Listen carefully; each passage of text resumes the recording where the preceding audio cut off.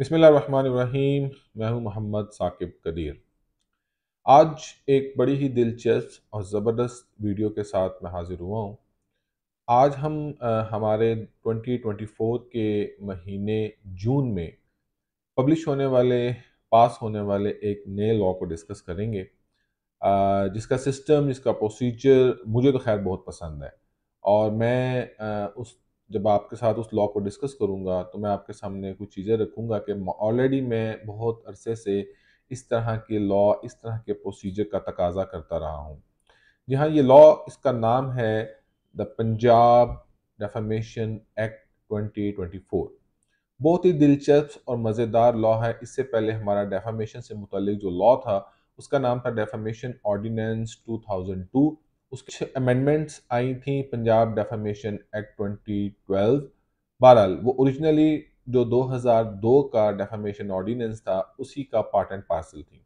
अब 2024 में हमारी जो सूबाई असम्बली थी, उसने दी पंजाब डेफेमेशन एक्ट 2024 पास किया। बहुत ही दिलचस्प मज़े का लॉ है और देखा जाए तो बहुत ही शार्प लॉ है उन लोगों के लिए जो एक दूसरे की पगड़ियाँ बड़े आराम से उछालते हैं और कोई परवाह नहीं करते, वीडियोस बना देते हैं, टिकटॉक बना देते हैं, एक दूसरे का मजाक उड़ाते हैं, फॉल्स इंफॉर्मेशन को स्प्रेड करते हैं। तो इस तरह के तमाम अनासर के लिए ये लॉ बहुत ही डेंजरस है और वो अब एहतियात करें, क्योंकि अगर लोगों ने इस रेमेडी को अवेल करना शुरू कर दिया तो उनके लिए प्रॉब्लम होगी। सबसे पहले इसका जो प्रीएम्बल है वो हमें डिफाइन करता है, बताता है कि बेसिकली इस लॉ का पर्पस क्या है। कि ओरिजिनली जो डेफामेटरी कंटेंट है उससे मुतल्लिक ये लॉ बनाया गया है, उससे जितने भी इंसिलरी मैटर्स हैं उनको एड्रेस करने के लिए ये लॉ बनाया गया है। इस लॉ में डेफामेशन को डिफाइन करते हुए उन्होंने लिखा है कि कोई भी फॉल्स या अनट्रू इंफॉर्मेशन जो कि ज़ुबानी लिख कर या तस्वीरी अंदाज से उसको जो है पब्लिश किया जाए, आम फॉर्म में, आम किताबों के अंदर, प्रिंट मीडिया के अंदर या सोशल मीडिया या वेबसाइट पे अगर इस तरह का मवाद रखा जाएगा तो उसको पब्लिकेशन की सूरत में, ब्रॉडकास्ट की सूरत में, सर्कुलेशन की सूरत में अवाम में फैलाया जाएगा तो वो डेफेमेशन की डेफिनेशन में फॉल करेगा। इसकी जो रेमेडीज उन्होंने लॉ ने बयान की हैं, वो लिखते हैं कि डैमेजेस आप क्लेम कर सकते हैं और वो 3 तरह के हैं। पहला डैमेज जो डिस्कस किया वो लिखा है जनरल डैमेजेस। जनरल डैमेजेस को डिफाइन करते हुए उन्होंने बताया कि जब भी कोई शख्स डेफेमेशन एक्ट 2024 के तहत कोई क्लेम फाइल करेगा तो दूसरी पार्टी को लीव टू डिफेंड फाइल करना पड़ेगा, यानी कि उस केस, अपने खिलाफ केस को डिफेंड करने की कोर्ट से इजाज़त मांगनी पड़ेगी। अगर उसको इजाज़त मिल गई तो फिर तो ज़्यादा केस चलेगा, लेकिन अगर इजाज़त ना मिली, अपेरेंटली नज़र आया कि उसने वाकई कैटेगोरिकली क्लियर है कि उसने डेफेमेशन की है, तो court straight forward decree pass कर देगी और वो जो प्रिलिमिनरी डिक्री होगी वो 3 मिलियन तक, यानी कि 30 लाख रुपए तक पास की जा सकती है। उसके बाद जो दूसरे डैमेजेस बयान किए गए, 2000 प्यूनिटिव डैमेजेस, उसके बारे में लॉ ने लिखा, हमें बताया कि जो जनरल डैमेजेस अवार्ड हो सकते हैं जो कि मिनिमम 3 मिलियन है, 30 लाख रुपया। तो जो प्यूनिटिव डैमेजेस होंगे, अगर आप उसको इस्टेब्लिश करने में, कोर्ट के सामने जो है कन्विंस करने में कामयाब हो जाएंगे, तो वो जो आपकी जनरल डैमेजेस जो कि मिनिमम 3 मिलियन है उसके 10 टाइम्स तक होंगे। मीनिंग मिनिमम डैमेजेस जो हैं वो जनरल डैमेजेस का 10 टाइम्स होंगे, यानी कि 3 मिलियन अगर जनरल डैमेजेस अवार्ड किए जा सकते हैं मिनिमम, तो फिर मिनिमम जो प्यूनिटिव डैमेजेस होंगे वो 30 मिलियन तक हो सकते हैं। इसके बाद जो थर्ड कैटेगरी ऑफ डैमेजेस बयान की गई है वो है स्पेशल डैमेजेस। आपका केस चलता है, ट्रायल चलता है और अगर आप अपने अगेंस्ट जो डेफामेटरी मटेरियल है उसको साबित करने में कामयाब हो जाते हैं, then you will be awarded special damages. वो कोर्ट जो मुनासिब समझेगी वो अवार्ड करेगी। इससे आगे बढ़ते हैं तो इस लॉ के अंदर उन्होंने एक और बड़ी ज़बरदस्त चीज़ मेंशन की है, डेफेमेशन को एक्शनेबल क्लेम उन्होंने बना दिया है। इट्स अ सिविल रॉन्ग, और साथ ही साथ ये बता दिया कि हमें इस डेफामेटरी मटेरियल से क्या लॉस हुआ, क्या डैमेज पहुंचा, ये बताने की हमें ज़रूरत नहीं है। हमने सिंपल ये बताना है कि that guy, that defendant has committed defamation, he has made some defamatory material against me and that's all. उसके आपको लॉस क्या हुआ, आपकी रिप्यूट को क्या डैमेज हुआ, ये बताने की जरूरत नहीं है, आपने बस डेफेमेशन साबित करनी है, तो ये चीज आपकी फेवर में चली जाएगी and you will be able to get damages from the court. उसके बाद इस लॉ के अंदर ऑफ कोर्स हर लॉ की तरह सेक्शन 4 डिफाइन करता है कि कुछ डिफेंसेस हैं कि क्या सूरतें हो सकती हैं जो डेफामेशन नहीं कहलाएंगी, या अपेरेंटली तो लगेगा कि ये डेफामेटरी रिमार्क्स हैं लेकिन उनको डेफामेशन की कैटेगरी में फॉल नहीं किया जाएगा। उसमें नंबर 1 है ट्रू न्यूज़, कि बिल्कुल कोई सही खबर है तो उसको डेफामेशन नहीं समझा जाएगा। इसी तरह अगर डिस्कशन किसी अच्छे और डिसेंट तरीके से की जा रही है, एक फेयर मैनर से की जा रही है, उसको डेफेमेशन नहीं समझा जाएगा। इसके साथ ही सच पर मबनी बात अगर आपने कही है, भले उससे किसी की तज़हीक हो रही है लेकिन वो बात मबनी बर सच है, बेस्ड ऑन फैक्चुअल थिंग है, तो फिर उस सूरत में उसको भी डेफेमेशन नहीं समझा जाएगा। और साथ ही साथ जो प्रिविलेज्ड कम्युनिकेशन होती हैं, जो फाइड्यूशरी रिलेशनशिप से मुतल्लिक या लॉयर एंड उनके क्लाइंट की जो डिस्कशन होती है, डॉक्टर या उसके पेशेंट की जो डिस्कशंस होती हैं, जिनको लॉ ने प्रिविलेज्ड कम्युनिकेशन कहा है, वो भी डेफेमेशन की जो है डेफिनेशन में नहीं आएंगी और that will be considered as a defence of defamation. इस लॉ के लिए लॉ ने इस लॉ पर अमल दरामद करने के लिए इसके तहत फाइल होने वाले केसेस को एडजुडिकेट करने के लिए ट्रिब्यूनल्स बनाने हैं। Government of Punjab Lahore high court के चीफ जस्टिस की कंसल्टेशन से जो है वो ट्रिब्यूनल्स बनाएंगे। उस ट्रिब्यूनल का जो मेंबर होगा उसकी क्वालिफिकेशन जो डिस्क्राइब की गई है कि वो हाई कोर्ट के मेंबर जो है वो हाई कोर्ट के जज रहे हों, या वो डिस्ट्रिक्ट जज रहे हों, या बतौर सुप्रीम कोर्ट लॉयर उनकी 15 साल की स्टैंडिंग होनी चाहिए। ये 3 कैटेगरी में फॉल करने वाले लोग हैं, वही इस ट्रिब्यूनल के मेंबर हो सकते हैं जो ये डेफेमेशन एक्ट के तहत केसेस सुनेंगे। अनटिल अनलेस कि ये ट्रिब्यूनल्स कॉन्स्टिट्यूट ना हुए हों, तो उस वक्त तक, जैसा कि पुराने ऑर्डिनेंस 2002 के तहत सेशंस कोर्ट के पास ये पावर थी कि वो डेफेमेटरी सूट सुना करते थे, तो उसी तरह अभी भी ये केसेस एडिशनल डिस्ट्रिक्ट जजेस के पास ही जेर समात के लिए लाए जाएंगे।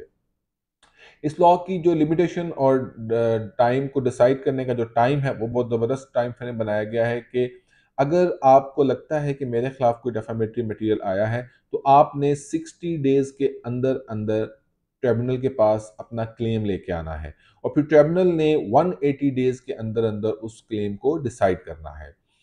अब आते हैं इसके प्रोसीजर की तरफ, जिसको सेक्शन 11 में डिफाइन किया गया है। इसका प्रोसीजर पिछले लॉ की तरह समरी प्रोसीजर होगा। हम जो लॉ से मुतल्लिक हमारे दोस्त हैं वो समझते हैं कि समरी प्रोसीजर एक शॉर्टकट, एक स्पीडी प्रोसीजर होता है, जो कि ऑर्डर 37 सीपीसी में भी डिफाइन हुआ है। तो बहरहाल उसकी डिटेल में फ़िलहाल आज का मौजू नहीं है। ये एक समरी प्रोसीजर होता है, ऑर्डिनरी ट्रायल नहीं होता। और इसके अंदर आप केस को एज ए प्लेंट या एज ए पिटीशन फाइल नहीं करते, बल्कि आप अपने मौक़िफ़ को, अपने मुद्दा को as a claim format file करते हैं।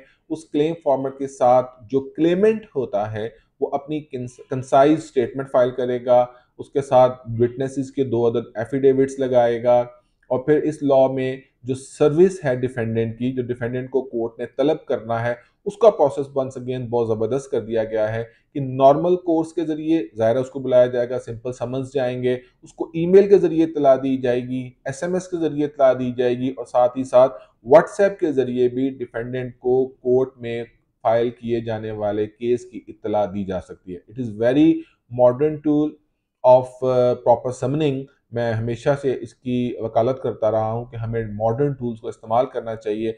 ये जो केस चलता रहता है 2, 3, 4 साल, और उसके बाद अल्टीमेटली पार्टी आके ये कहती है जी मुझे तो नोटिस ही नहीं मिला, मुझे तो इस केस की इतला ही नहीं थी, हालांकि उसके खिलाफ एक्स पार्टी डिग्री पास हो गई होती है। तो यहाँ लॉ ने बड़ा कैटेगोरिकली एक मॉडर्न टूल्स भी अडॉप्ट करने की डायरेक्शन दे दी है, लॉ में परमिशन दे दी है, और उसके तहत कोई भी शख्स, मेरा नहीं ख्याल कि अब ये डिफेंस ले सकेगा कि मुझे इस केस के बारे में इत्तला ही नहीं मिली।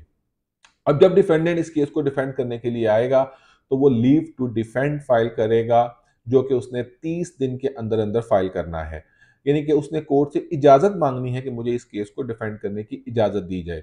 और इसमें लॉ में मेंशन है कि किसी सर्कमस्टांसेस में भी 30 दिन से ज़्यादा का टाइम नहीं दिया जाएगा।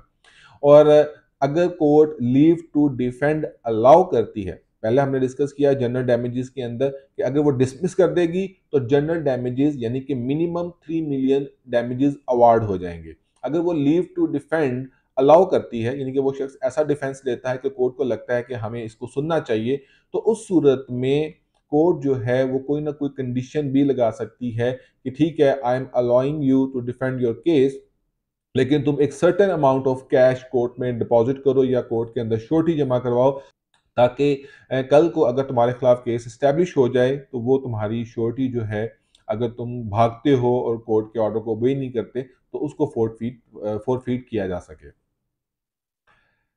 और अगर लीव टू डिफेंड रिजेक्ट हो जाए, जैसा कि मैंने पहले भी बयान किया कि simple court straightforward preliminary decree pass करेगी to the extent of general damages.